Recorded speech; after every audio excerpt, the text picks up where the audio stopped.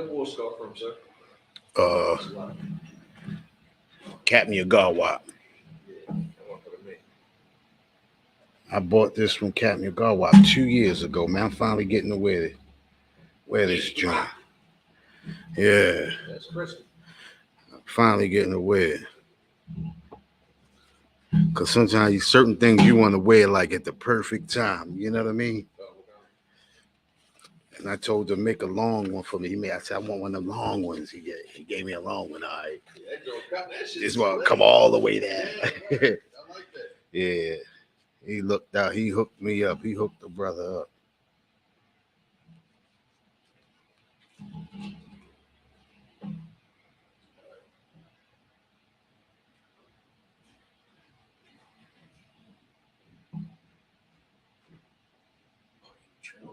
Mm-mm. You sit it right there. Sure. Yeah, go ahead, sit it right there. Go ahead, sit it right there. I'm gonna smoke you up. Yeah, that's another. It's cool. It's cool. Yep. Hey, Yes, sir. check your phone. Just make sure we clear. Just make sure we clear.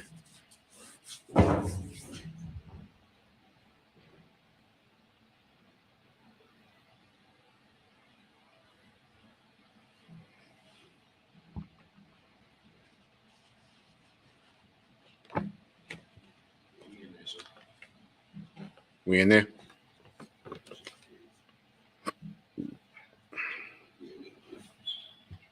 Can you hear me? Okay.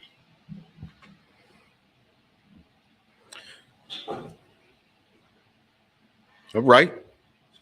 All right. Clap it up. Yeah. Welcome back. This is another day. What's this, Tuesday? This is Brotherhood class. You understand? And the thing that we lacking, especially here in Baltimore, we lack in brotherhood. This is the reason why brothers and sisters are murdering, killing ourselves, robbing each other. You understand? Giving us, selling drugs to each other and everything like that, because we lack brotherhood. Right. You understand? Brotherhood, just like who's that? Captain of Card.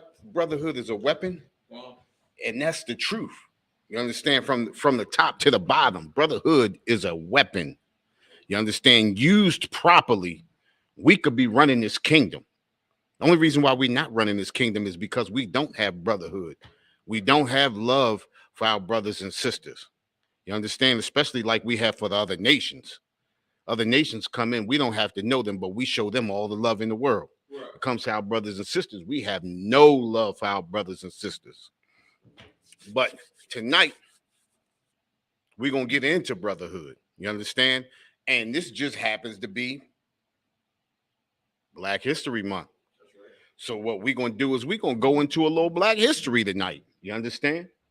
We're going to go into a little Black history, and we're going to see what we can do, what we can do, or what has happened to us. You understand? Since our captivity, what has happened to us? Has things changed? Has anything changed with us? You understand? Have we gotten better? Have we learned?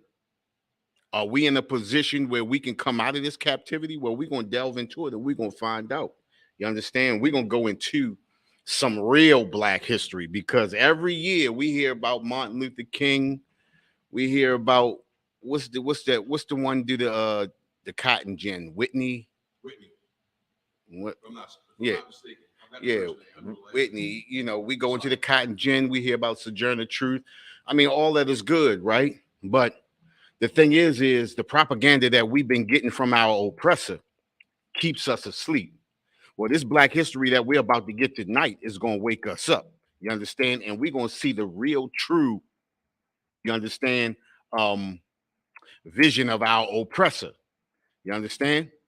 With that, with the Israelite School of Universal Practical Knowledge, started out on West 125th Street, Harlem, New York, under Commanding General Yohana. We've been bringing this truth since 1969. And what is that truth? That truth is that the so-called Blacks, Hispanics, and Natives are the true Jews of the Bible, and our oppressor is the devil that the Bible speaks of. You know what I'm going to do? That's right. You know what I'm going to do? I'm gonna take this scarf off. Oh! Listen. I ain't mad at you. Oh, it's hot. This is, I thought it was gonna be cold up in here, but it feels pretty good. It feels good up in here. Yeah, we rock and roll. We got the heat on. Yeah. Okay. All right. You might can turn that down a little bit. I came for the cold. You feel me? But we get rocked to sleep every year with the propaganda of Black History Month. And the propaganda of Black History Month, a lot of people don't realize and understand when you look at Black History Month and the way that they throw it to us, right? The way that they throw it to us is they give us a lot of people that helped and furthered the cause of our oppressor. They sprinkle maybe a Nat Turner or a Sojourner Truth or what's the other sister name?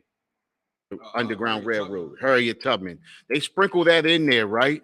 But for the most part, they overflood us with the Clarence Thomases, with the Thurgood Marshalls, with the Martin Luther Kings. You understand? Everybody that furthered the cause of our oppressor, and they give us this vision, or they give us this vision to say, like, this is who you want to be. You understand what I'm saying?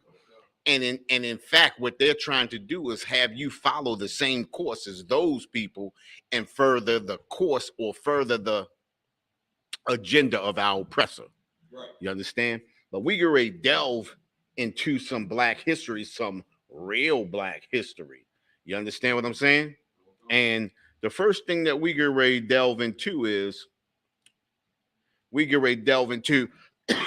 the Red Summer. You ever heard of the Red Summer? Wow.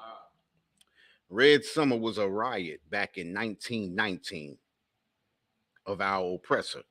Right after that, what was that? Right after World War II. Hold up, wait a minute. The First World War. When the brothers was coming back from the First World War and they were being murdered by the oppressor. You understand? And brothers had fought their hearts out in this war. You understand? And only to come home, you survive a war, only to come home to be murdered in your uniform. You understand? We have to, this is real Black history right here. This is our history right here. You understand? And there's nothing wrong with Sojourner Truth or Harriet Tubman or anything like that, Nat Turner and them right there. But these are the things that America wants us to forget. You understand? These are the things that America wants to sweep up under the rug. You understand? Everything else that they use for Black History Month, they use it as propaganda to keep us on the course of America. Well, we about to veer off the course. You know, we're about to be trailblazers. We're about to set our own path. And this was the Red Summer, all right? The race riots of 1919. If you want to write that down, you understand? Because these are the things that we have to teach our children. You understand? These are the things that we have to instill in their mind so that when they grow up, they don't look at the oppressor as a friend. Right. They don't look at the oppressor as a comrade. They don't look at the oppressor as a role model. You understand what I'm saying? So now what I'm about to do is I'm about to read this article, right? I got to get this stuff stop stuff from popping up on the screen. All right. Now listen to this, right? This is Red Summer, the race riots of 1919. And that's what we're going to get into today, too. We're going to get into a couple of different race riots. There were many race riots in America. You understand? Race riots that a lot of us don't even know. You understand? What year were you born? 1982. Okay, all right. We're gonna get into this real heavy. Now listen to this.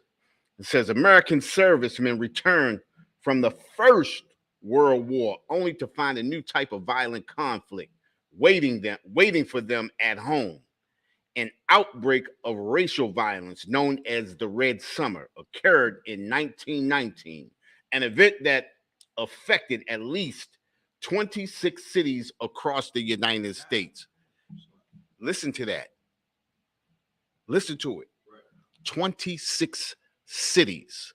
Now, think about this. This is 1919, right? We only what? Maybe 40, 50, just over 50 years out of slavery. Right? 50 years out of slavery. So now, well, I'm pulling this up to you because remember, it said 26 cities. Remember, a lot of America still wasn't fully inhabited. So we talking 26 cities. You understand? Right. That's a lot of America at that time. Right. Okay. Racial tensions across the U.S. were exacerbated by the discharge of millions of military personnel back to their homes and domestic lives following the end of the war. Competition for opportunities in post-war America combined with radically changed social landscape placed whites and blacks in conflict with one another, leading to tragic results. Listen, didn't place blacks and whites against each other. Whites were pissed off. Right. Whites were pissed off. Why? Because, it's like, if I could, sir. Go ahead. Because when we got out of slavery, like you said, that was only 50-something years. So out of over those 50 years, we started to prosper. You know what I'm saying? Exactly. We had our own network business. Yep. You know what I mean? The dollar was circulating in our community. And we had brothers and sisters that were going into the military. We're not for the military, but we had brothers and sisters going to the military trying to create more opportunities for the advancement of our people. But it was brainwashed and thinking that. So the brothers came back from war and they had opportunities and they did it. But we were shining on it. Pretty much, sir, it's like, it's a wrap it up. We were shining on Esau, the oppressor at that time. That's all. Now, what I want you to think about, right? This was World War I, right? Right. Why did a lot of brothers go into that war? If I could, because of the supposed treaty that the oppressor gave for blacks joining the war, or for Israelites joining the war, was that you would get your freedom. No. Remember this. This is 1919. Remember. I ain't say 1819. Civil War. Right. Civil War. So it's 1919. So I want you to think, right? What was the main purpose of a lot of brothers going into the service? So if I could, go ahead. The so-called benefits. What the benefits like housing? Now remember this. We were segregated from them. They didn't want to be amongst us. So remember, we had our own cities, our own schools, our own towns, our own supermarkets, movie theaters, restaurants, all of that. So it wasn't to say it again. What did you say?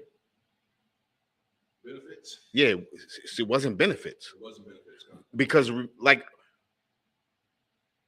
we were dependent on our own. Everything that we had built. Remember, America is going through the Great Depression at this time. Right? America's going through the Great Depression. So we're prospering at this time.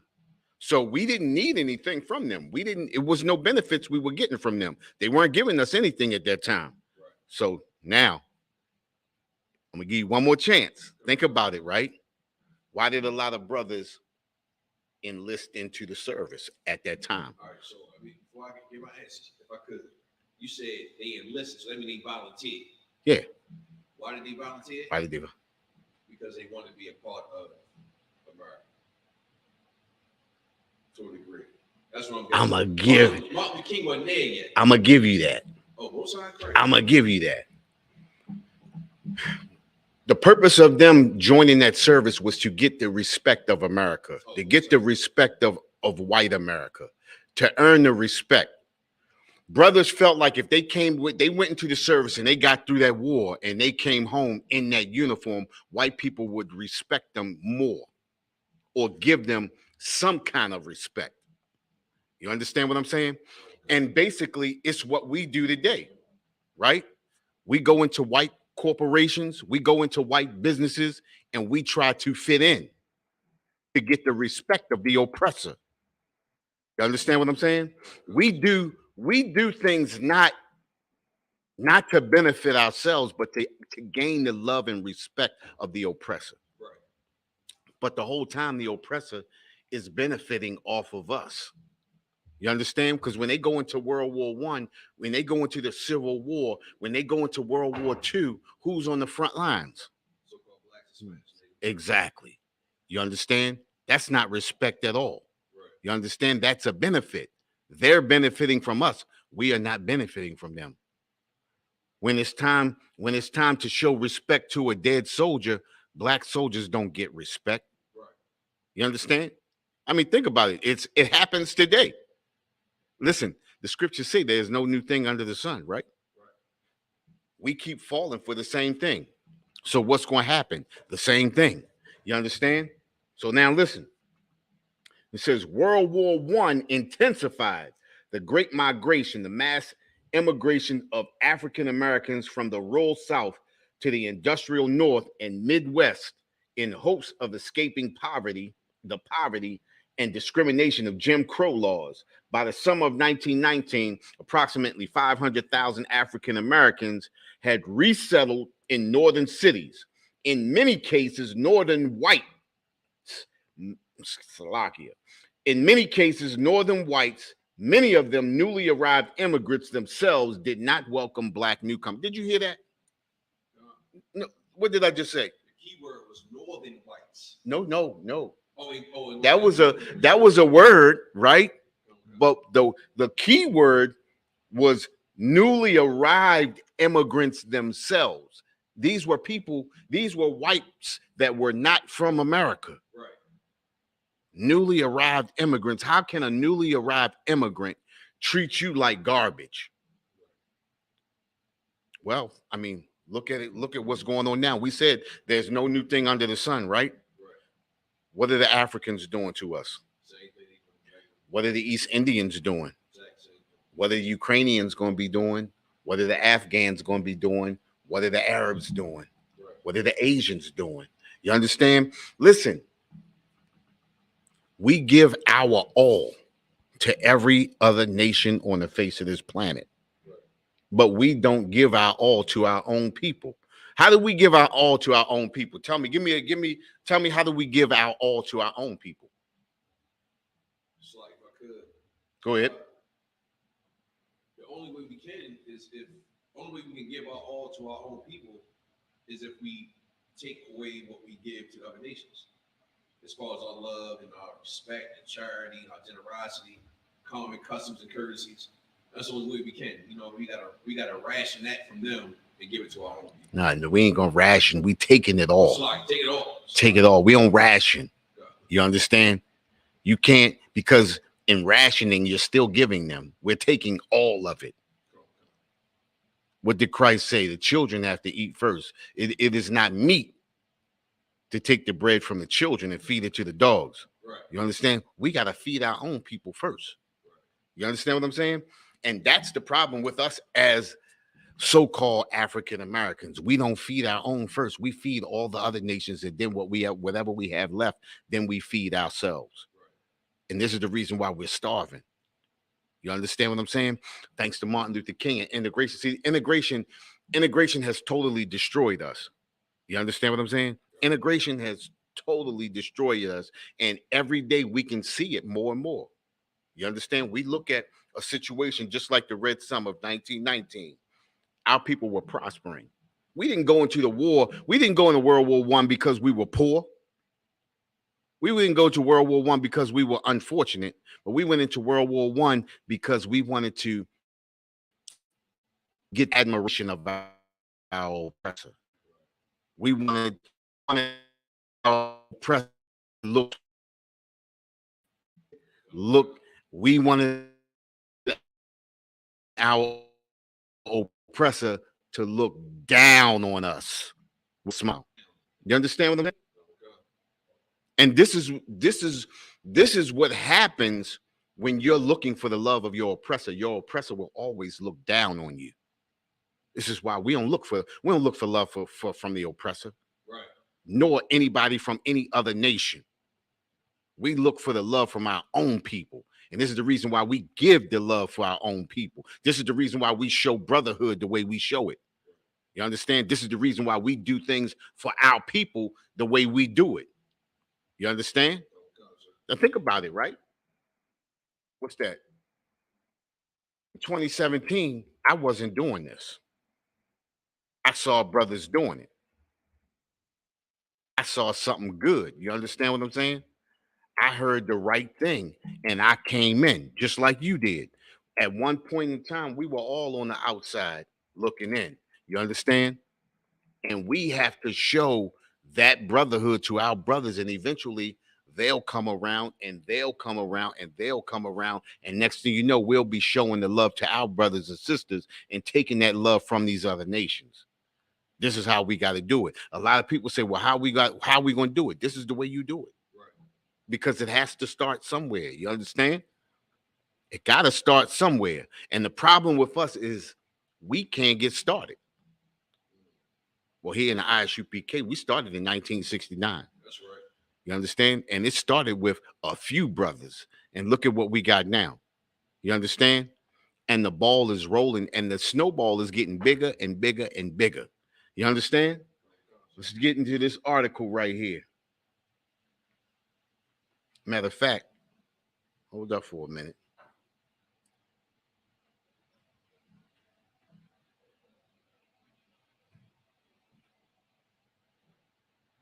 Get into this article, right? When the war ended, many returning servicemen resented that their vacated jobs had been taken, particularly by African American black laborers already suffered from a negative reputation in the white working community for their use as a low-wage earning strike breakers or scabs, who would keep factories in operation while the employees went on strike. The situation was made worse in the aftermath of the Russian Revolution of 1917. Many officials and others with little or no evidence suspected black workers of being pawns of Bolshevik and anarchist. I said that right, didn't I? That's right. Anarchist. You understand? Now,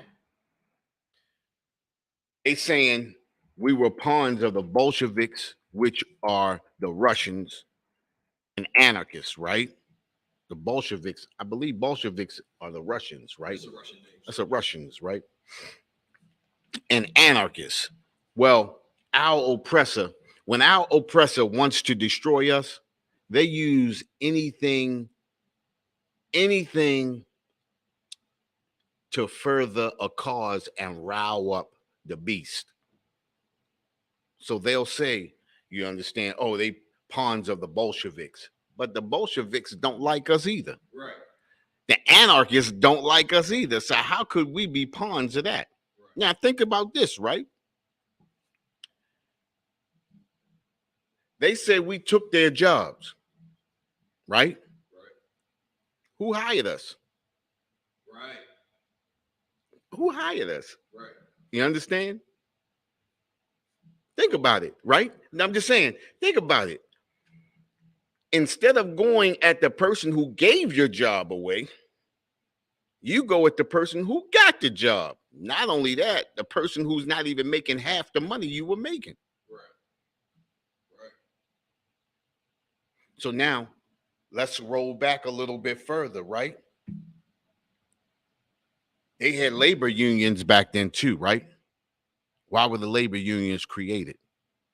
So if I could, when I remember, sir, the labor unions were created to hold down the minority immigrant Europeans, right? That came to the Americans that were good crafts, like plumbing and architecture and concrete and all that stuff. The who? The, No. I said you said I heard the plumbing, the architect. Oh, so yeah, the unions were created for the immigrant minority Europeans. Right. So like the Italians, the Irish. Right. And so forth. That's what the unions were created for. It wasn't for so-called blacks, Hispanics, Native Americans. Nah. So we had a comment. Go ahead. Ramak. Go ahead. What Ramak say? Tell me what Ramak said. He said to protect the white man's job. Ramak got it. Ramak got it. Listen, check this out. You were half right.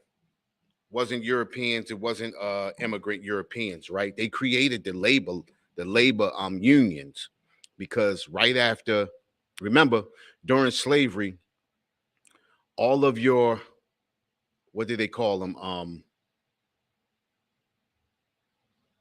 All of your professionals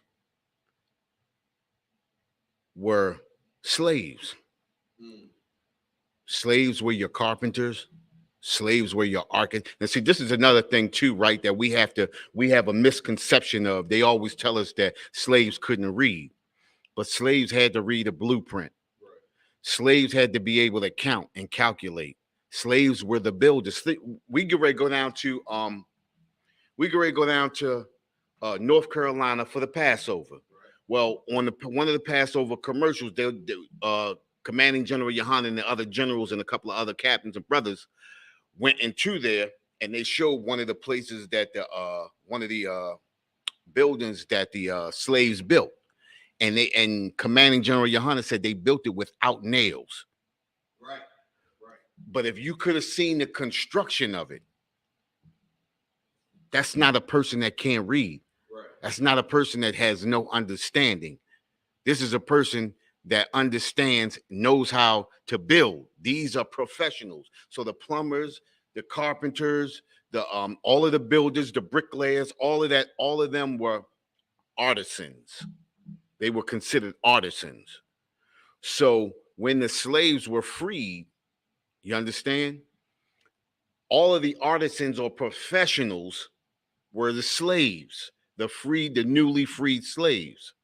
So what the oppressor did was, because all of the newly freed slaves were doing all of the building across the United States, and no oppressor could get a good job, because all of the professionals, because they were lazy and didn't want to do the work, now you just made a whole bunch of professionals. Right. So they were getting the job. So our oppressor created the labor unions to block the slaves or the newly free slaves from getting those jobs. You understand what I'm saying? So the first labor unions were all white labor unions, so that the so-called Negro could not get a job. He had to be in the labor union to build. You understand? He had to be in the labor union. And if you're black, you can't get in the labor union. You understand? So this is where those labor unions, this is where the labor union started from. You understand? So they use that to push us back. You understand? But we still had to rely on our own. And this is how we build our own cities. We built our own cities. So by that time, all across the United States, by 1921, that's when they begin to burn down and tear up all of the black cities and towns. You had what? You had Rosewood, Seneca Village. What you had? Black Wall Street. You had that was Rosewood in Florida, right? It was I had a couple of them written down. It's a whole mess of them. You understand what I'm saying? And they slowly but surely destroyed all those cities and towns. You understand? Not because, you understand, we were stealing their jobs, but when you're going through a Great Depression like our oppressor, what else can you do? Either kill us or kill yourself. You understand? They do a little bit of both. You understand? But let's get back into this, right? Matter of fact,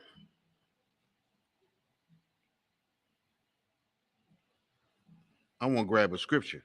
Okay. Used this the other day. Give me Ecclesiasticus.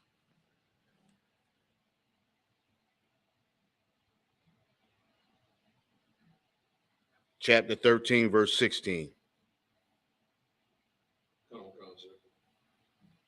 The book of Ecclesiasticus, chapter 13, verse 16.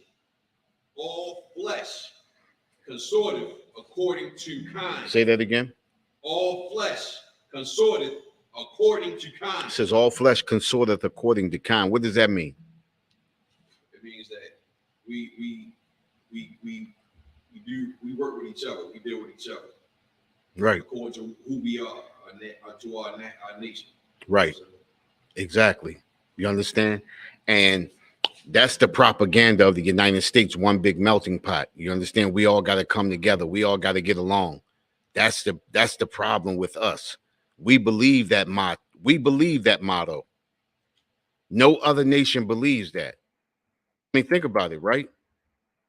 How often do you see the Asians coming in to join in with us? Right. I mean, how often do you see the Arabs doing it? You understand? Think about this too, right? How often do you see Asians coming out to vote? No. Arabs coming out to vote? No. Because it's not about voting. They smart. You understand? It says all flesh consorteth according to kind. They know as long as we deal with our own, we will prosper. Right. We're the only people that don't understand that. We're the only people that want to join in with everybody. Anything that we do, we want to bring all nations of people in. We want it to be one big melting pot. We want to show diversity. You understand? When we don't have the strength to show diversity. You understand? We don't have control. We don't have control and strength. As soon as we bring people in, we like to let them lead us. Look at the Black Lives Matter movement. What's that? Three gay females? I think it's 2 and 1. It's 2 females and a brother. If I'm not mistaken, well, it might be all 3. They all. Wicked, so. Yeah, but over top of them, it's an oppressor. Definitely an oppressor. You understand? You start a movement and then you put somebody else over top of you. And then to put them over top of you, and then y'all start spending millions upon millions of dollars and don't help the people that your cause was supposed to help. Right. Think about it, right? They said, 3 or 4 years ago, Michael Brown's father only collected $500 from them. Right. And you mean to tell me they collected over 60 million? Right. And all he got was $500? Right. I mean, think about this, right? How do you feel in your heart knowing that your cause was built on the death of this brother and you only gave him $500 out of 60 million? Go ahead. They don't feel anything, sir. You know what I'm saying? Because we were taught to hate our own people. Right. You know what I'm saying? So like to see Mike Brown die and knowing that his family was already in a position of poverty, you know what I'm saying? Like you don't feel bad taking advantage of somebody poor. That's right. What the oppressor does. That's exactly. Exactly. You're exactly right. You understand? Dave, listen. When you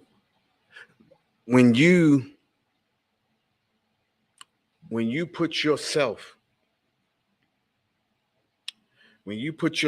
in the oppressor's space, you see things as the oppressor sees it. You understand? So if your oppressor hates you, then you're going to hate you, and you're going to hate anybody that looks like you. You understand? This is just how life is. You understand what I'm saying? It's just like I used the analogy out on the street before. It's just like the Borg. Just like the Borg on Star Trek: The Next Generation. The Borg comes in, the Borg wipes out planets, destroys the it's and you don't to the Borg that destroys you. Right? The oppressor is like the board, either destroy.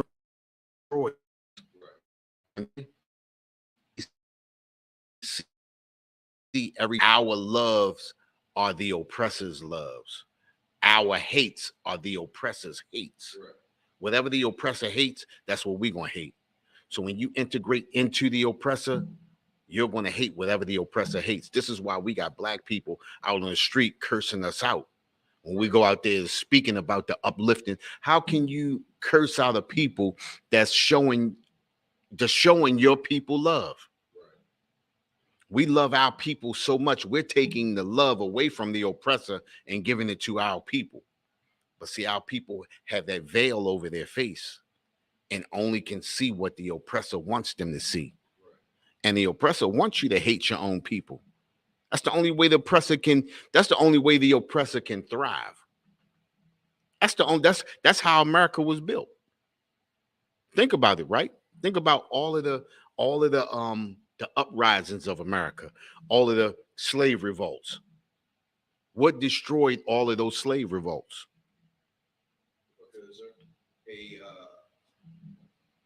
You got it. I was the one they say a code. Yep. It's a lot. Exactly. A brother or sister that saw life through the eyes of the oppressor. You understand what I'm saying? That's what destroyed every revolt. Listen, that Haitian revolution was brotherhood. That's how that Haitian revolution, that's how they won that war. You understand? Because the Haitians love their people more than they love the oppressor. So they took all of their love away from the people that were oppressing them and put it towards their brothers and sisters and fought for their brothers and sisters. You understand? Then all the nations gathered together and went against Haiti. This is the reason why Haiti looks the way it looks. And this is the reason why Haiti is destroyed in the way it's destroyed. But our brothers and sisters don't understand that we have the power to destroy America just like America has destroyed Haiti. Right. We are the engine that runs America. Right. I mean, think about it, right? Think about it. Who comes out to see a football game if no black people are playing? Who comes out to watch a baseball game if ain't no black people playing? Israel. Who comes out to see a basketball game if no black people are playing? Israel. No, listen to what I'm saying. What I'm saying is I'm going the opposite way. I said we can destroy America just like America destroyed Haiti. Right. So if no black people are playing football, who's going to come out there to see those football games? Who's going to come see nobody? Yeah, who's going to see those? Who's going to come out to see a bunch of white people play basketball? You understand what I'm saying? America is built on the Coliseum. Right.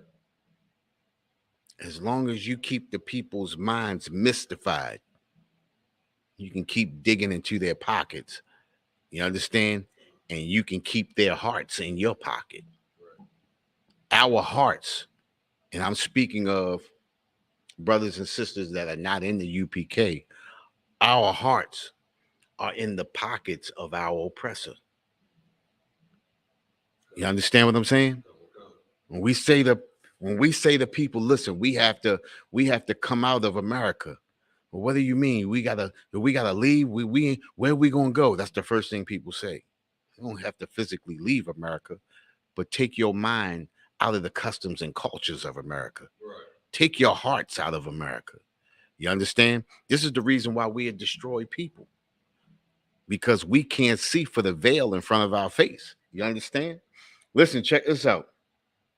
Say many whites feared that the return of the tens of thousands of black veterans with experience living abroad and more significantly having received military training would be unwilling to resubmit to traditional political and social subjugation in the U.S. but we still in that traditional subjugation in America. We still the last ones. What, the last ones hired, the first ones fired?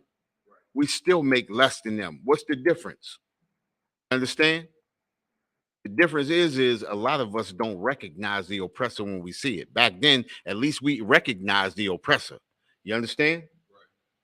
Many black leaders encouraged, listen, many black leaders encourage returning servicemen to assert themselves and fight for the dignity and respect they had earned through their military service. Listen, go ahead.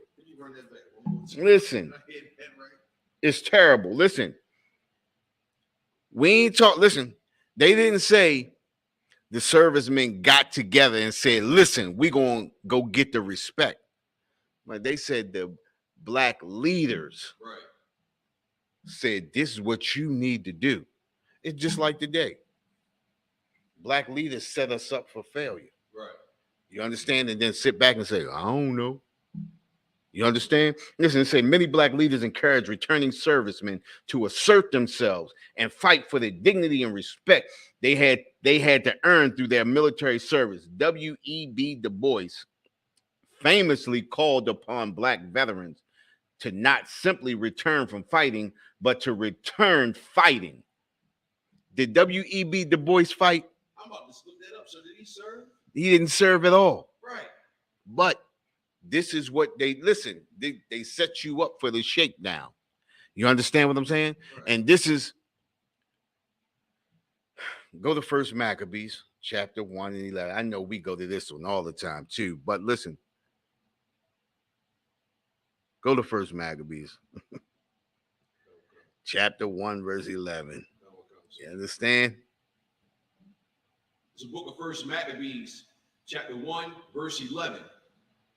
In those days went there out of Israel wicked men. Remember that? Listen, in those days went there out of Israel wicked men. Listen, W.E.B. Du Bois called upon black veterans to not to simply return fighting, but to return fighting. Listen, did W.E.B. Du Bois go out there and fight? No, he didn't. But this is what our black leaders do. They talk trash and then step to the back of the pack. Right. You understand? They talk trash and step to the back of the pack and let you get cracked over the head and then write a book about it. Right. You understand what I'm saying? Right. This is why we are destroyed people. You understand? Listen, what was that in the what was that, the Boston Tea Party? The Boston Tea Party, right? Those those oppressors felt like they were being oppressed by the British, right? Right. And they stepped up and fought themselves. Right. You understand? Our leaders don't step up and fight, but our leaders stay cowards, dumb dogs that cannot bark. Right. You understand? And stand in the back and throw rocks and hide their hands. Right. You understand? And then, like I said, write books in the end. You understand? We have to separate ourselves. We don't have to fight anything. What we have to do is stop fighting for America. Right. Get out of their police forces. Because you've seen what happened to the brother Tyree Nichols a few weeks ago, right? Look at it. That's terrible. But those brothers took on the customs and cultures of America. You understand? Yeah. And they got immediately fired. There's no waiting and we're going pending upon investigation. Now, they don't get you don't get the courtesy that they give to the oppressor. And this is where we get mixed up at. We think we're going to get the common courtesy of the oppressor. You understand? Doesn't work like that. Right. You understand? Go ahead, read on. It's the book of First Maccabees, chapter 1 and 11. In those days went there out of Israel wicked men. Go ahead. Who persuaded many. Who what? Who persuaded many. See what I'm saying? You hear that? W.E.B. Du Bois persuaded many. You understand? He ain't going to stand and fight. Right. But they'll persuade many to throw them out up under the bus. And then, like I said, they'll turn around and write a book about it. Right. You understand? I bet you how many books Creflo Dollar got? How many books T.D. Jakes got? You understand? How many books do them other preachers and pastors, Al Sharpton, Jesse Jackson, and all of them got? Right. You understand? They'll throw you up under the bus so they can get some shine. You understand what I'm saying? Okay. This is what we got to watch out for. Listen to this. You're going to stay right there, though, right? Many black leaders encourage returning servicemen to assert themselves and fight for the dignity and respect they had earned through their military service. W.E.B. Du Bois famously called upon black veterans to not simply return from fighting, but to return fighting. Many black veterans were mistreated and in some cases attacked while in uniform. Lynchings increased from 64 in 1918 to 83 in 1919. Listen, I think the number's too low. I believe it's more than that. Okay. You understand what I'm saying? Brothers was getting murdered and lynched. When that Great Depression started to hit, our oppressor got frustrated. It was way more murders than that. I'm sure of it. They're not going to give you the real history. They had to give you a little bit, but they're not going to give you everything. They ain't going to tell you. Think about it. They still finding the bones of native children under these boarding schools. Right. You understand what I'm saying? Think about it. And that was undocumented. It was documented, but they ain't document the murders. Right. You understand? Think about it, right?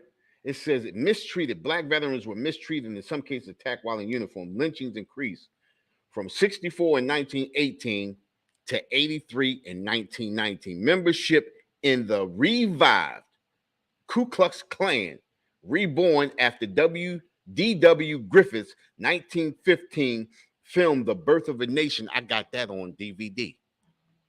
I got it on DVD. It's incredible. The old one, sir? Yeah, the first one, The Birth of a Nation. When the chick act like she didn't want to be touched by a black and then just jumped off the side of a cliff before anyone would ravage her. You understand? I'll jump off the side of a cliff. And seeing that, that revived the Ku Klux Klan to go out there and do what they do, because now they had a cause, as opposed to they had something to veil the hate that they really had for blacks in America. You understand? Blacks, Hispanics, and natives, because none of us were left out. Right. You understand? Remember, they still destroying the Native Indians to this day. They're still destroying the Hispanics to this day. They still murdering us to this day. Right. Nothing has changed. You understand? The Birth of a Nation skyrocketed into the millions by the early 1920s. And listen, I bought that movie a long time before I came into the UPK, because it was a propaganda movie, and it was incredible, something to see that could motivate a people. You understand? And we so destroyed that we don't get motivated by it. Right. You understand? To be away from them. They show you how they killing and murdering you. You understand? And this is where we get lost at in America. Go ahead, finish that scripture. First Maccabees chapter 1 and 11. In those days went there out of Israel wicked men. Go ahead. Persuaded many, saying, let us go and make a covenant with the heathen. Think about this, right? We go and make a covenant with the heathen. Every time you join the Army, Air Force, Navy, Marines, you making a covenant with the heathen. You know how many sisters get raped every year in the armed services? Right. It's incredible. And we still got sisters joining. What can a sister do on the battlefield? Right. You understand? What can a sister do on the battlefield but die? A sister die. That's a woman who won't kick out any warriors now. Right. You understand what I'm saying? That's a sister, if she make it home, gonna be told. You understand? No good. Just break 2 or 3 times in the service. How she gonna be messed up coming home. Right. You know, trust their sisters home. Go ahead, finish that. Let us go and make a covenant with the heathen that are round about us. And that's what we want to do. We want to make covenants with the heathens that are round about us. This is why we allow everybody into our neighborhoods. Right. You understand? This is why we destroy people, because we don't see anything as sacred to us. All the other nations do. It's the reason why the other nations don't allow other people into their community. Right. You understand? They don't allow other people into their spaces to set up shop. We the only people that do that. We the only people that do that. Then when other nations kick us out or do something to make us want to leave, we always asking why. Why are they doing that to me? Why are they doing that? You understand what I'm saying? Right. Stupidity. Right. Right. We are silly people. Right. You understand? We just don't get it. You understand? Go ahead, finish. For since we departed from them, we have had much sorrow. Since we have departed from them, that's how we feel. If we're away from them, we're not going to prosper. Mm-hmm. Things not going to go right. We got to bring them we got to bring them in. We got to have everybody got to be in. We got to get some Chinese people. We got to get some oppressors. We got to get some Arabs. We got to get some Ukrainians. We got to get some Russians. We got to get everybody up in here. It's got to be one big melting pot. Right. We're the only ones that do that. And then we bring everybody in. Everybody benefits off of the situation but us. Look at the civil rights movement. Everybody is benefiting off of it except for us. You understand? We're the only people that don't benefit off the things that we set up. You understand? We making the NFL millions of dollars, but we not benefiting off of it. Making the NBA millions of dollars, but we not benefiting off of it. Right. All of the great inventions that we did, we not benefiting off of it. Look at what's his name? George Washington Carver made all of those creations from a peanut, and we not benefiting off of it. Right. You understand? Every nation feeds off of us but us. Right. You understand? Drop that, right? And we're gonna grab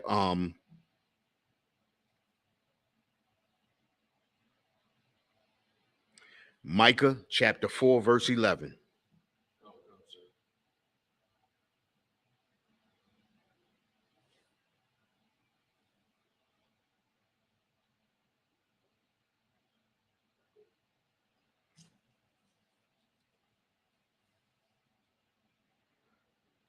It's the book of Micah, chapter 4, verse 11. Now also many nations are gathered against thee. Say that again. Now also many nations are gathered against thee. It says, now also many nations are gathered against us. Listen, we have to understand that what's Zephaniah 2:1 says, gather yourself together, ye gathered together, O nation I desire, right? We have to understand that we are a nation of people that are not desired. You understand? It says, now also many nations are gathered against thee. Listen, if we come together, there is no nation that can defeat us, no matter how many nations that there are. You understand? We got to come together, and we have to be over these nations. That's the only way that this earth is going. This is the only way we going. What am I trying to say? We're gonna have a foothold. You understand? The only way we have a foothold is if we come together with our own people. That's it. You understand what I'm saying? The only way we come to listen, it says, now also many nations are gathered against us. Most High is letting us know that all these nations are against us. So if everybody is against you, we have to come together and we have to be against them. You understand? Somebody can't be against you and you can't be against them. Or you lose. You understand? If somebody is against you, but you're not against them, you're going to lose. Right. In whatever endeavor. You understand? So if these nations are against us, then we have to gather together and we have to go against these nations. I'm not talking physically going out there shooting guns and all of that, fighting and all of that.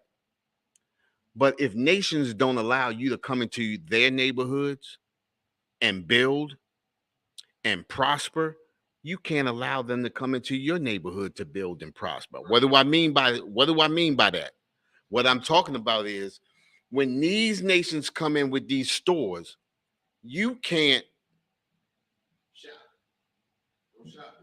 patronize them. You can't give your money to them.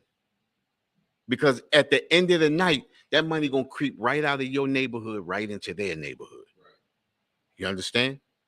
That's what happens. You understand?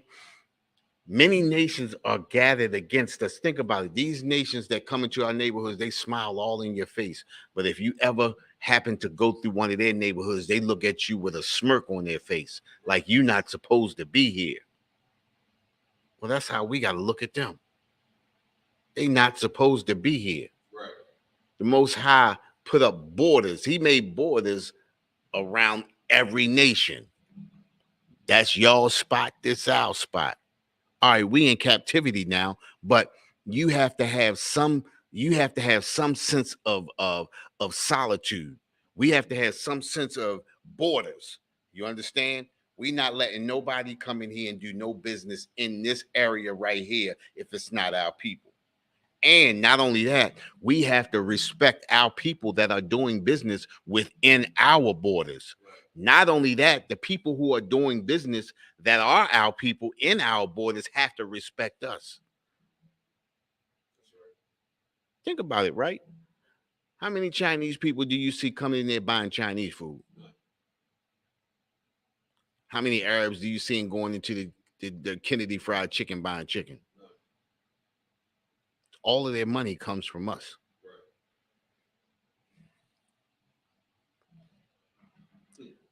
Yeah. Go ahead, finish that. It's the book of Micah, chapter 4-11. Now also many nations are gathered against thee. Go ahead. That say, let her be defiled. Let her be defiled. Let her go up against her God.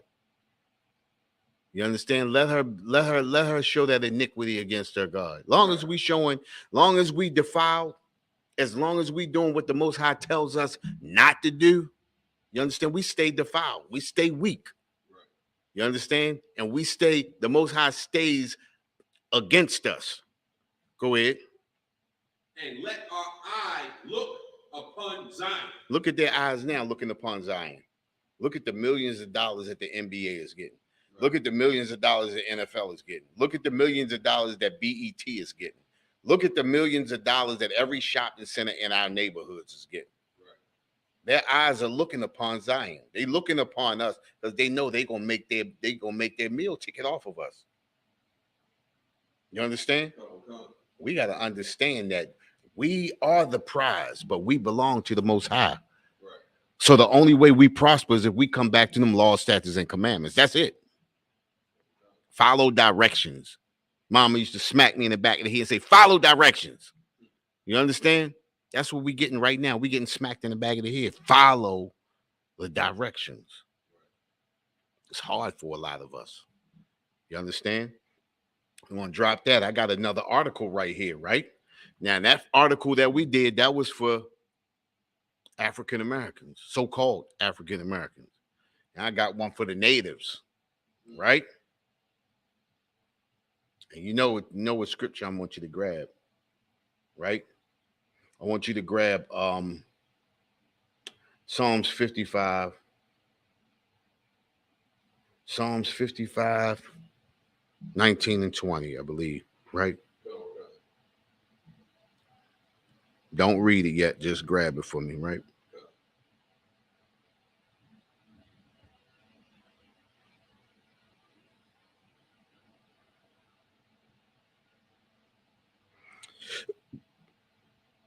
Twenty and 21.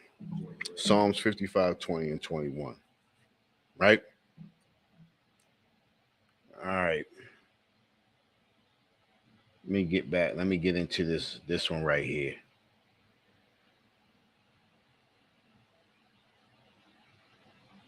Let me grab the other one, not that one. But we have too much trust in our oppressor. No matter what our oppressor does to us, we just a broken people. You understand? Now listen to this, right? This is from 1623, right? When 1919, I should have did this one first, then moved up to 1623. But I mean to 1919. But this is called the Indian. This is called uh the Pumunki Poison and Peace Talks. This was an Indian tribe, right? Pumunki. Pumunki? Yeah. P-A-P-O-H? P-A. Pumunki. Yeah. P-A-M-U-N-K-E-Y. Right.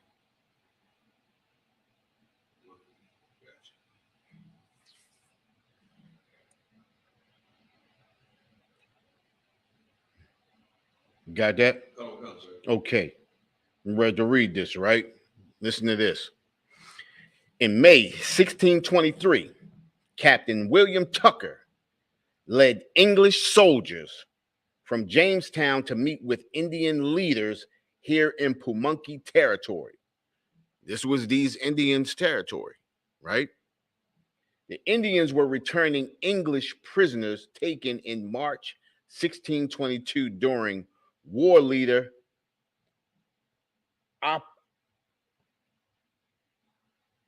Opechancanough,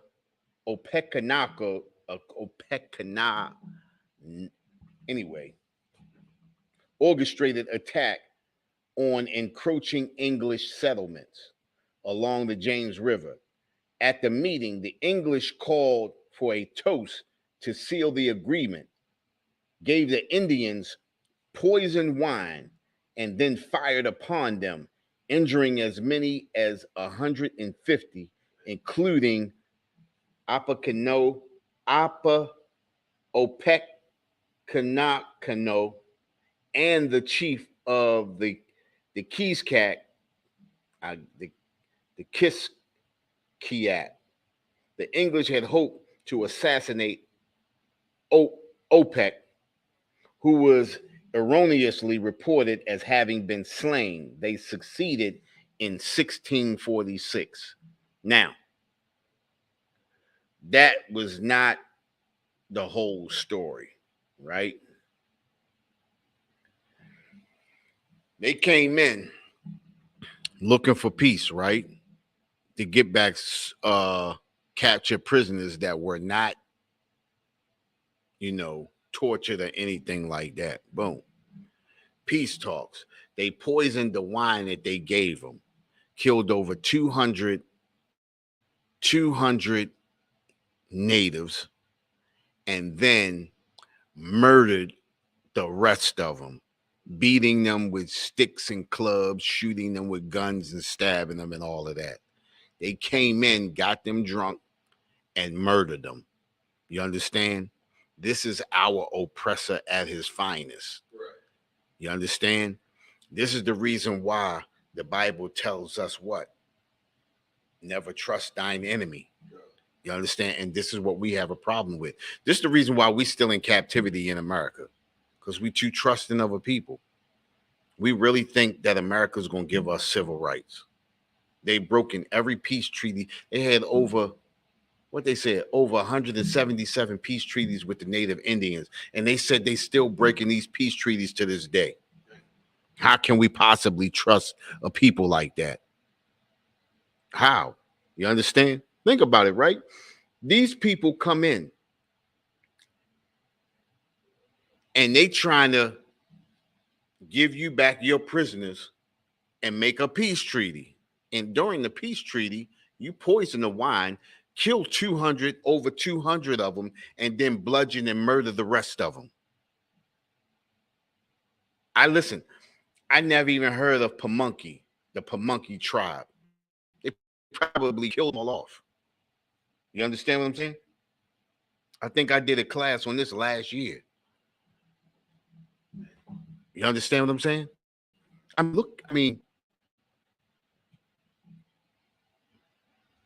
You got that scripture? No. Okay, read that. Psalms 55 and 20. He had put hands against such as be at peace with him. Say that again. He had put forth his hands against such as be at peace with him. What does that mean? Saying that he goes into conflict with people, or starts conflict with people that don't want no problems. Exactly. He put forth his hand as such that be at peace with him. These people were at peace with him. You understand? At peace. Not looking for any trouble. We just trying to make peace. And this is the oppressor. And this is think about it, right? We have to say that this is natural amongst our people. We too trusting. We believe everything that the oppressor tells us. Right. You understand? We're gonna give y'all equal rights. Oh, don't worry, somebody's gonna pay. You know what I'm saying? Oh, he killed who? Oh, yeah, somebody's got to do. Oh, don't worry, we're gonna let the justice system run its course. Right. You understand? We fall for that all the time. Right. The justice system. We won't let the justice system run its course. Well, yeah, now we're gonna get some justice. And we always say that. We're gonna get some justice. Did we get justice for Mike Brown? Did we get justice for Alton Sterling? No, sir. Did we get justice for what's the brother's name that got killed by the Asian? By who, sir? The Asian. I forgot the brother's name. I know you're talking about. Yeah, you understand what I'm saying? Listen, this is the problem with us as a people. We too trusting. We like to believe everything that we hear. Right? Right. And every time the thing that we hear doesn't come into fruition, well, better luck next time. Well, we're going to get them next time. It's going to work the next time. We just got to keep fighting. We just got to keep going. We got to keep going. Go ahead. If I could. You know, that comment you just made, right? Right. That's the mindset that we're indoctrinated with at a young age, especially brothers that play sports. You know what I mean? Be a good sport about it. Don't be a sore loser. Be a good sport. Right. You know what I'm saying? But the oppressor don't gotta be a good sport. He can be a sore loser and kick your teeth in if you lose a football game. And you think about this too, right? Think about this. You know, you're totally right, right? Think about this. The oppressor is always the one to say you got to be a good sport. Right. But as soon as they lose, they mad as hell. Right? They don't have to be, just like you say, they don't have to be a good sport. But you got to smile and show your teeth. Right. You got to be a good jigaboo. You understand? You gotta be a good slave. Right. You know, that's the only way that that's the only way that this relationship gonna work. Right. Only one of us can be evil and angry. Right. You understand? But you are not that one. Right. You gotta suffer in silence. You gotta show your teeth. You understand? Like what's his name? Show your teeth. Steve Harvey. You understand? You got to show your teeth. You understand? All your gums and teeth. Man, I ain't even gonna say that. I don't want to say that, but he pisses me off. Right. You understand? He makes us look bad as black people. You understand? You gotta go for the bag. You gotta chase the bag. It's about the bag. You understand? Forget about your brothers and sisters dying. Forget about your dignity. Forget about your morals. Right. It's about the bag. He'd do anything for a bag. He'd be in a monkey suit, scratching his butt for a bag. He already doing that. You understand? And then we got so many people that respect him for that. That's how you know we'll destroy people, because other cultures won't do that. Other cultures won't put up with that. You understand? Look at this. It say, at the Pamunkey peace talks, Virginia colonists secretly poisoned the wine, which kills Powhatan's leaders and 200 Pamunkey people. Additionally, 50 Pamunkeys are physically murdered. physically murdered. Right. You understand? And this is think about this too, right? This is a list of I got a list here of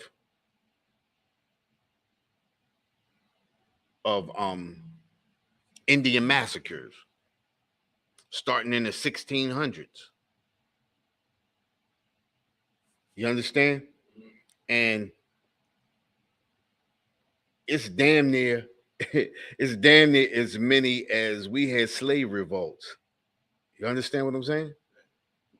Listen, they did not take it easy on the Native Indians. You understand? They did not take it easy on them. Okay, go ahead. Psalm chapter 55 and 20. He had put forth his hands against such as be at peace with him. You got that. Go ahead. He hath broken his covenant. How many covenants did he have? 177. Over 177 covenants. And he broke them. He broke them all. And he's still breaking them to this day. Go ahead. Verse 21. The words of his mouth was smoother than butter. See, that's where we get caught up at. Them words coming from his mouth. Give it some time. You understand? Right. They're going to come around. We're going to come around. Listen, we got to keep going. We got to keep trying. You understand? We got to come together as a nation. Right. You understand? It can't be just one of us. It's got to be all of us together.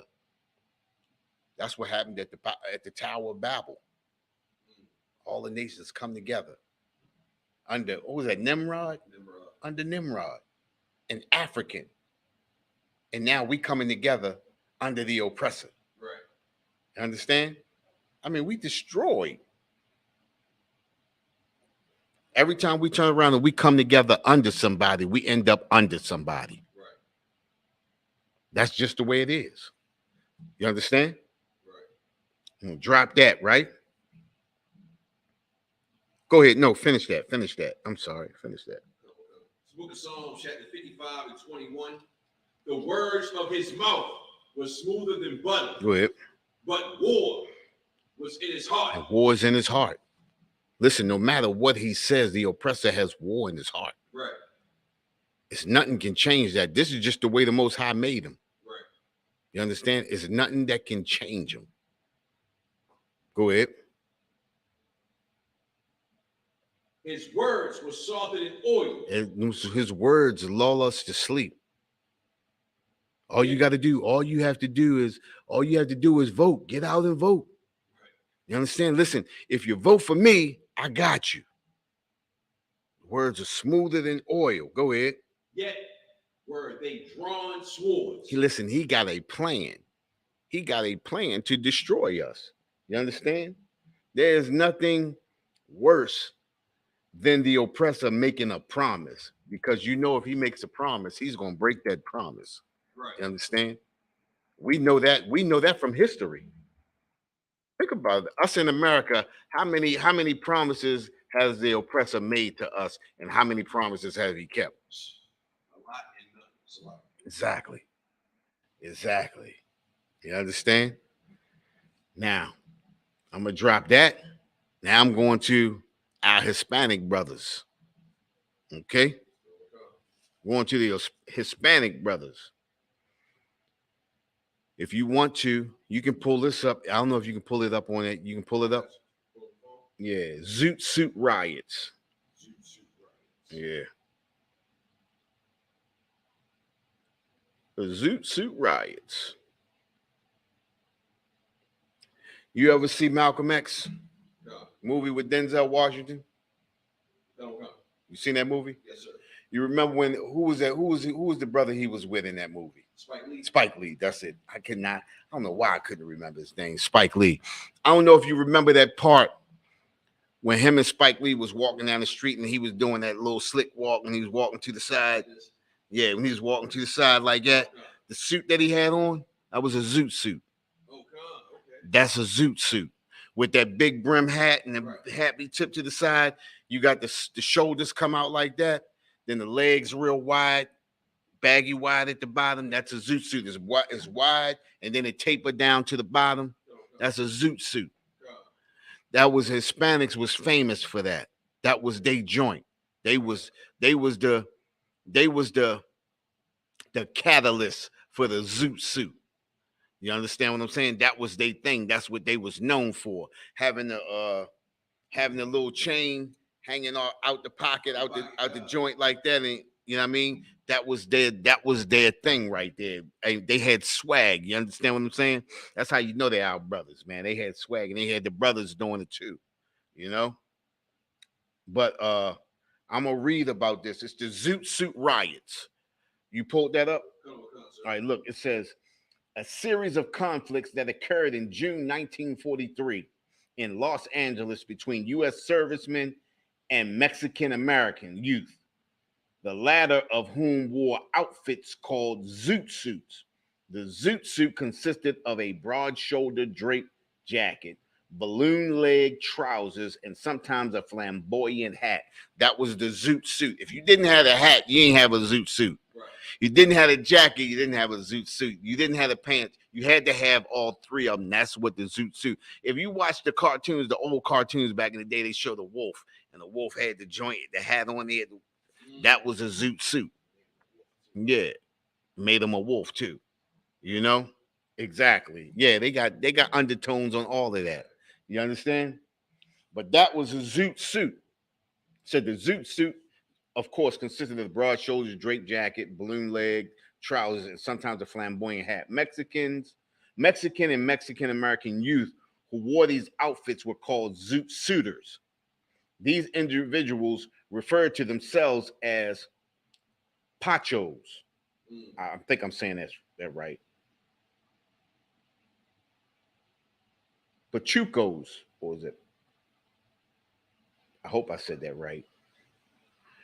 A name linked to the Mexican American generation's rebellion against both the Mexican and American cultures. Right? Prelude to the riots. Pressure related to the U.S. involvement in world. See that? Listen. Every time something happened, it's always after a war. The Civil War, World War One, and in World War II, they always destroying things after a war.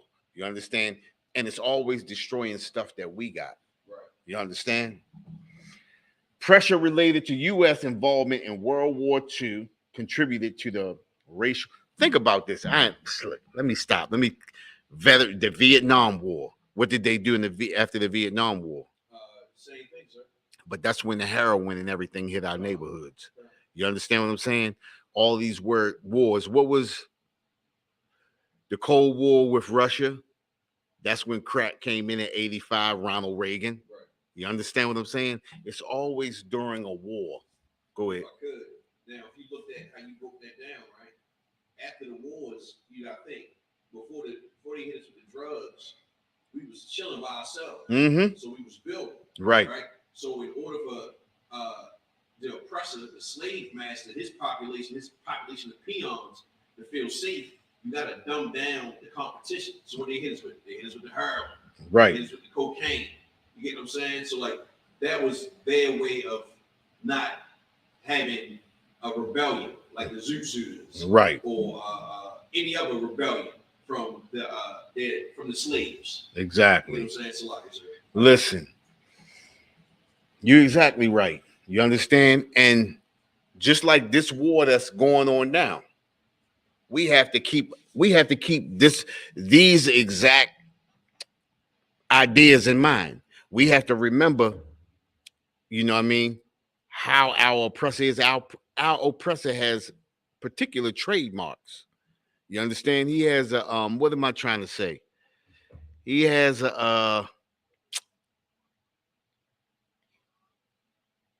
he has tendencies. You understand? Our oppressor has tendencies. The problem is we don't recognize those tendencies. You understand? Whenever he's out having his wars, he always comes back to want to destroy us. Right. You understand? And we have to understand that right now he's having a Cold War with Russia, right? He's having a Cold War with China, right? He's having a Cold War with North Korea, right? So what should we expect? Same thing, sir. him to come back and war with us. You understand? The oppressors always at war with us. Right. All right, pressure war to the racial tensions that preceded the riots. Workers were needed in the agricultural and service sectors of the United States to fill the jobs vacated. See that? It's the same scenario. First was World War I with us. They needed blacks to fill in the positions, right? Right. Now, agriculture is what? That's our brother Isupk. That's their profession. Right. Agriculture. Right. Who knows agriculture better than Isupk? Nobody. And here we go again. It's the same thing. It's the same thing happening again. You understand? Sometimes I think they just using these as a ploy.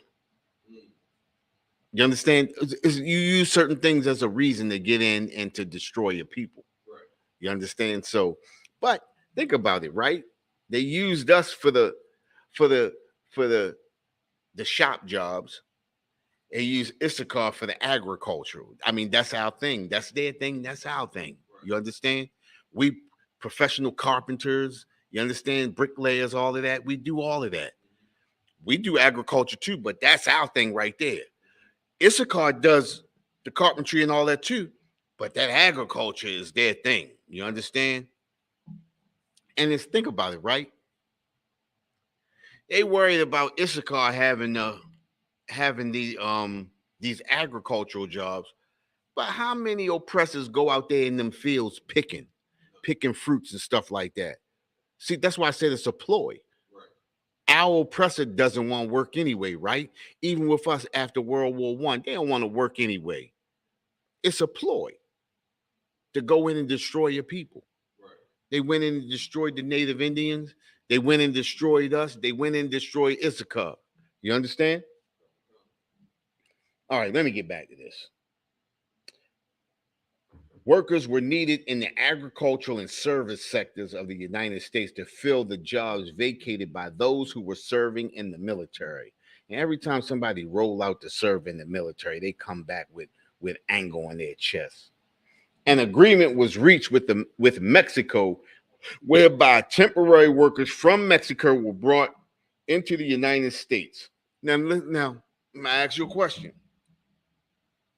Why would they make an agreement with Mexico when you got African Americans already here needing jobs? I got two things on that, sir, if I could. Go ahead. The first is that whoever America made the deal with, they paid them. They lined their pockets. Yeah. No.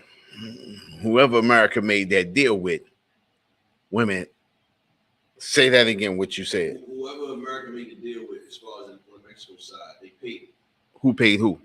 America paid the Hispanic, paid Mexico, whoever was in charge. No?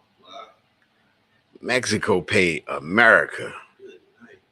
Why would America pay Mexico, then have to pay the workers to come in?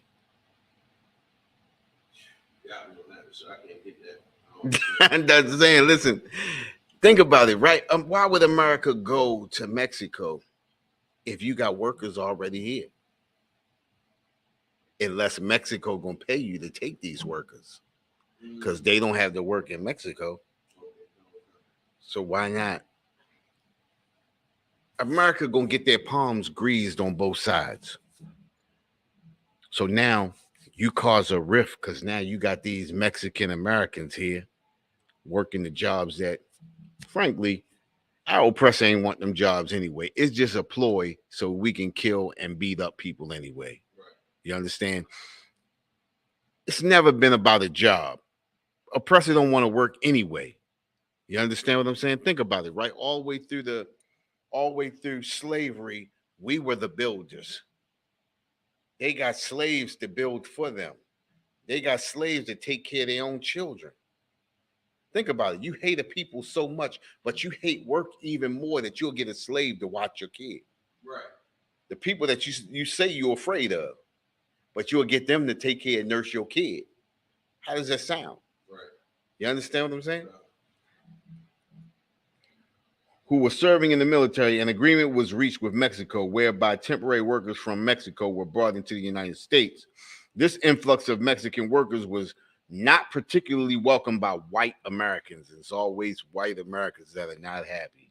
As a part of the war effort, by March 1942, the United States had begun rationing various resources. Restrictions on wool had a direct effect on the manufacture of wool suits and other clothing. There were regulations prohibiting the manufacturing of zoot suits, but a network of bootleg tailors continued to manufacture them. This exacerbated racial tensions.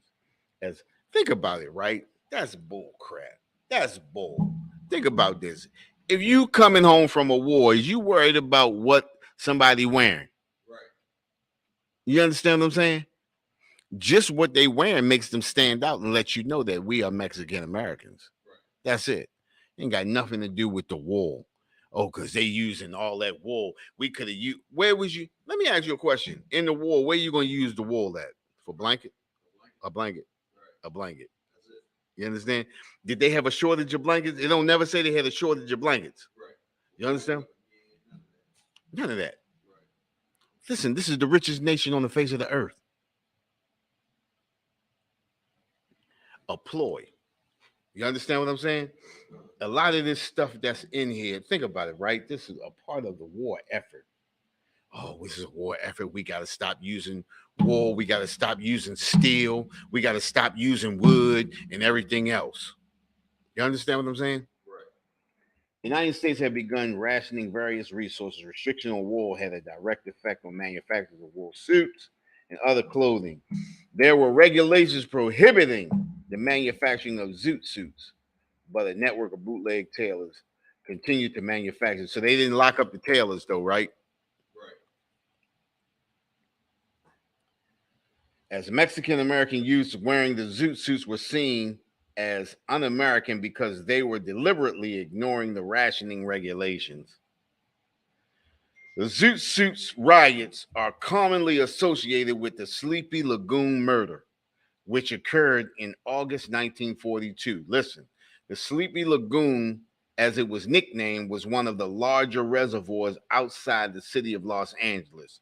On the night of August the 1st, 1942, Zoot Suiters were involved in a fight at a party near the Sleepy Lagoon. The next morning, one of the partygoers, Jose Diaz, was dead. There was public outcry against the Zoot Suiters, fueled by local tabloids citing concerns about juvenile delinquency. California Governor Colbert Olson used Diaz's death as the impetus for a roundup by the Los Angeles Police Department of more than 600 young men and women, most of whom were Mexican Americans. Several of the Zoot Suiters who were arrested were tried and in January 1943 convicted of murder.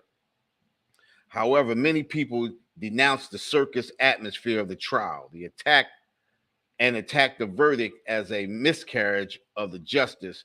The conviction of the Mexican American youths were later reversed on an appeal in October 1944. Listen, they know exactly what they be doing. That's just the roundup to encage, just like I said, 600. Think about it, right? It wasn't even that many people out there fighting. Right. But you rounded up 600. The party wasn't even that big. Right. You understand what I'm saying? It wasn't even that big. And then this was think about it, Jose Diaz. Zoot Suiters wasn't fighting Zoot Suiters. Zoot Suiters was fighting white Americans. Right. So a Zoot Suiter died, so you round up all the Zoot Suiters, right, not the white Americans, and then you tried Zoot Suiters for a Zoot Suiter's death. Right. This is just the oppressor. You understand? Think about it. The riots began on June 33rd, 1943, after a group of sailors stated that they had been attacked by a group of Mexican American Zoots. Do you hear that? Yeah, that. Listen, sailors. Who attacks the sailors? Nobody, sir. You from out of town. Excuse me. You from out of the country. You attack a sailor, a United States sailor. That don't even sound right. Even the lies are just think about it. I mean, come on now. This don't even sound right. So, like, sir, if I could. Go ahead. And I served in the Esau military, and when we came home from Iraq, we were some violent bastards. Right. We got in several fights and brawls at clubs and goddamn Denny's and all that garbage. But who was you? Oh, I was a nigga out of my mind. No. You was a nigga. I was definitely a nigga. No. What I'm saying is you got in a fight because this is what niggas do. Right. Come on. Who attacks white sailors in uniform? You see what I'm saying? Right. Not only that, if I'm not even from this country, I wouldn't even be up in a white sailor's face. Right. Even in the heat of the times where we were already despised. You understand what I'm saying? We already despised. So it doesn't even make sense. Right. You understand? Listen, let's go to that Micah 2:10.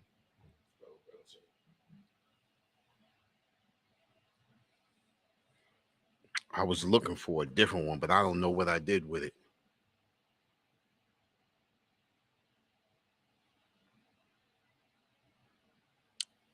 Before you do that, right? Let's grab that Proverbs 29:2 first.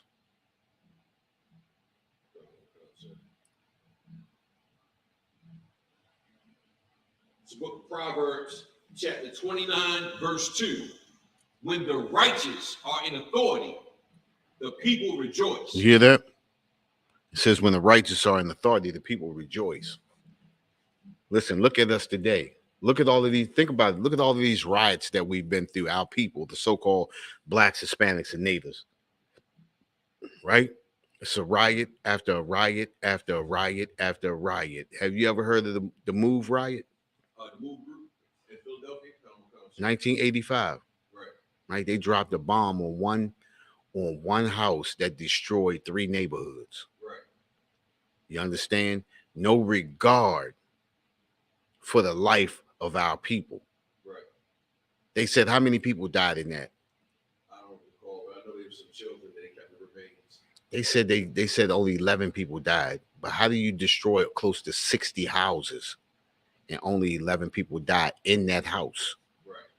You mean to tell me what, nobody else in none of them other houses? Right. They wouldn't even know, because they probably killed families. Right. Where, you understand what I'm saying?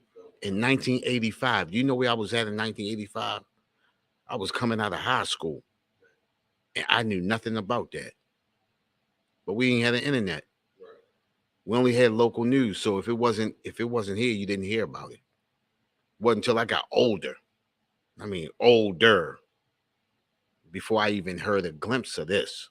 You understand? And I'm saying to myself, we run in the streets like everything's sweet, not knowing that we still at war with these people. Right. You understand? All of these race riots, monkey poisonings, you understand? Zoot Suit riots, Red Summer of 1919. These people hate us. Right. You understand? They hate us as a people, and we hate us as a people. We got to start showing the love. That's right. You understand? This is the reason why we are destroyed people. And every nation knows that we are destroyed. And this is the reason why they take advantage of us. Right. I mean, think about it, right? I mean, look at this. This has got to be the stupidest article written I've ever seen. I mean, it doesn't even make sense. And then, like, you look at the time that this is in, and you have a nation of people that have nothing but hate in their heart for our people. Why would our people sit and attack these people? Right. But this is the article that they wrote. And they took, listen, this says, where we at? It said, go ahead, finish reading that. No, sir. It's the book of Proverbs, chapter 29 and 2. When the righteous are in authority, the people rejoice. And that's where we need to be at. We need to be in authority so that the people can rejoice. This is the reason why we destroy. Go ahead. But when the wicked bear rule, the people mourn. And that's where we at right now. We mourning because the people who are ruling are wicked. You understand? Drop that and go back to the one that I said before. Micah 2 and 10. But look at this. Let me know when you get it, right? But it says right here, it says, think about it, right? As a result, on June the 4th, a number of uniformed sailors chartered cabs and proceeded to the Mexican-American community, seeking out the Zoot Suiters. What occurred that evening and in the following days was a series of conflicts. Listen, they drove there. They had no fear. Why wouldn't you have fear? Because you know these people never attacked you. You know they are not an attacking people. You understand? It says, the following days was a series of conflicts, primarily between servicemen and Zoot Suiters. Many Zoot Suiters were beaten by servicemen and stripped out of their Zoot suits on the spot. The servicemen sometimes urinated on the Zoot suits. Right. Come on, man. Or burned them in the streets. One local paper printed an article describing how to de-zoot a Zoot Suiter, including directions that the Zoot suits should be burned. It says the worst of the rioting occurred on the night of June 7th when thousands of servicemen and citizens prowled the streets of downtown Los Angeles attacking Zoot Suiters, as well as members of a minority groups who were not wearing Zoot suits. See, it's just a part of them. War is in their heart. It says, what does it say? What does it say? The scripture we read before. The words of his mouth smoother than butter, but war is in his heart. War is in their heart. They make it seem like the Zoot Suiters attacked them. So now you going on a 3 or 4 day prowl, going through their neighborhoods, just destroying them. These are evil people. They evil bastards. Right. Go ahead, read that scripture that you got. It's the book of Micah, chapter 2, verse 10. Arise ye and depart, for this is not your rest. You heard that? Arise ye and depart, for this is not your rest. We got to understand that this is not our rest right here. We get too comfortable in America. We too comfortable being here. You know what I mean? So comfortable that our people are selling out our own people. You understand what I'm saying? We get comfortable. It says, arise ye and depart, for this is not your rest. We too comfortable in America. Right. We too comfortable in the customs and culture. We too comfortable in this homosexuality. Right. We too comfortable in this murder, this drug culture. These not even our culture. You understand? Yeah. Go ahead. Because it is polluted. It's polluted. You understand? It's polluted. It's nothing but destruction here. You understand? It's nothing good can come out of polluted place. Right. You understand? It can only further destroy us. Go ahead. It shall destroy you, even with a sword destruction. Even with a sword destruction. I mean, the worst at the worst. You understand? We just destroy people. But what was we talking about in the beginning, right? We got to come back to these laws, statutes, and commandments. Right. We got to gather ourselves together. We got to come together with our own people. You understand? Right. And as long as we come together with our own people, we can come up out of this. Right. But as long as we stay divided and doing our own thing, this is what we're going to suffer through. You know?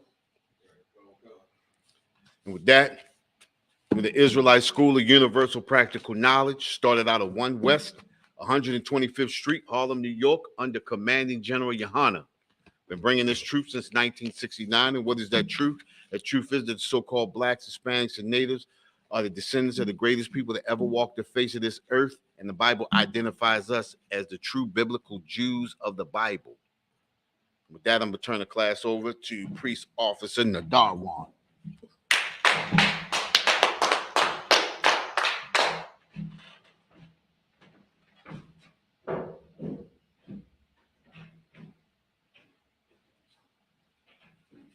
Oh, excuse me.